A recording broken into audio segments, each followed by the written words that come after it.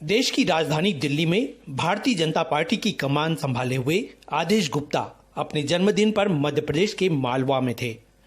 भगवान महाकाल के सपरिवार दर्शन करने के बाद वे इंदौर की मां विहार कॉलोनी में रहने वाले दीपक बाबा के निवास पर पहुंचे। मालवा की धरती पर और वो भी इंदौर में कोई मेहमान बनकर आया हो तो शहर के लोग अपने अंदाज में उनकी मेहमान नवाजी करने में माहिर है। दीपक बाबा के साथ ही नरेश चेलानी से आत्मीय रिश्तों ने आदेश गुप्ता ही नहीं, उनकी पत्नी सहित परिवार के अन्य सदस्यों को भी आतिथ्य की उस परंपरा ने अभिभूत कर दिया जो मालवा का अपना अंदाज है। चूंकि जन्मदिन था तो उन्हें खुद पता नहीं था कि यह दिन कुछ इस तरह एक यादगार पल बन जाएगा। दरअसल आतिथ्य की परंपरा निभाने के साथ ही दीपक बाबा, उनकी श्रीमती सहित अन्य करीबी लोगों ने इंदौरी अंदाज में दिल्ली के बीजेपी चीफ का जन्मदिन मना दिया।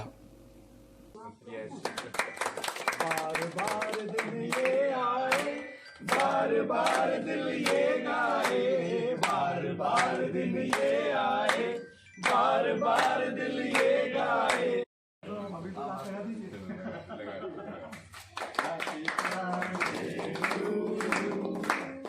बातचीत में दिल्ली भाजपा के अध्यक्ष आदेश गुप्ता ने यही कहा कि इंदौर के इस अपनेपन और स्वागत के अंदाज को वे कभी भुला नहीं पाएंगे।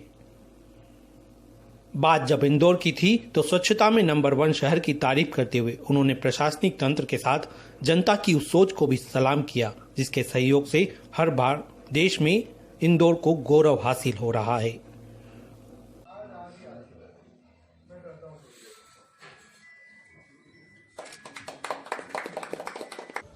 आज महाकाल जी का आशीर्वाद प्राप्त किया है। उनकी कृपा से सभी काम बनते हैं और आज जन्मदिन के अवसर पर उनका आशीर्वाद लिया सब परिवार।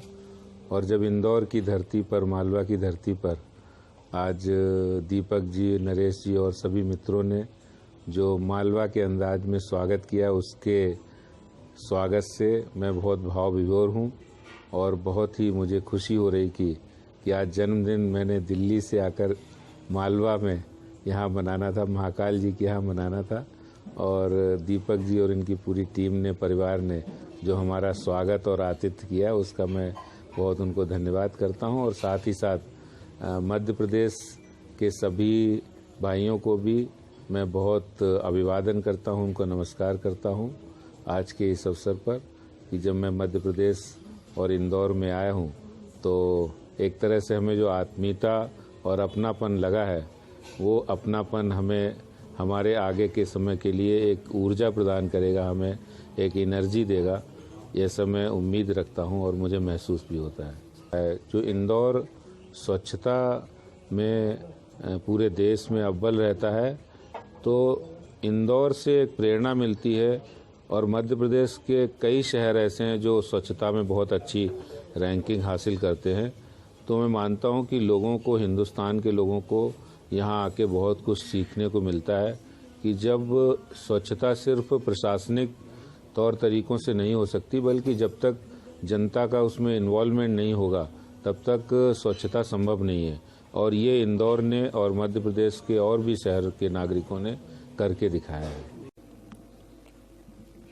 उन्होंने मध्य प्रदेश के मुख्यमंत्री शिवराज सिंह की तारीफ करते हुए कहा कि जनता से जुड़े लोक कल्याण के मुद्दों पर वे काम करते हैं, इसीलिए उनकी लोकप्रियता भी बढ़ी है।